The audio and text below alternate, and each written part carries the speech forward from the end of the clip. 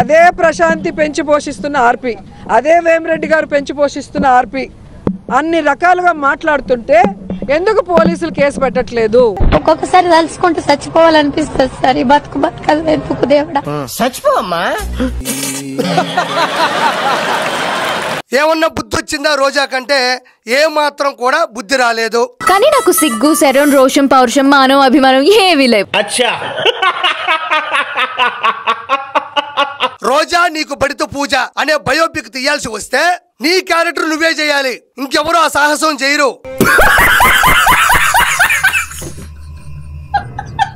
RK రోజా మీద biopic తీస్తే ఎలా ఉంటది? అది బయోపిక్ కాదు, భయం పిక్.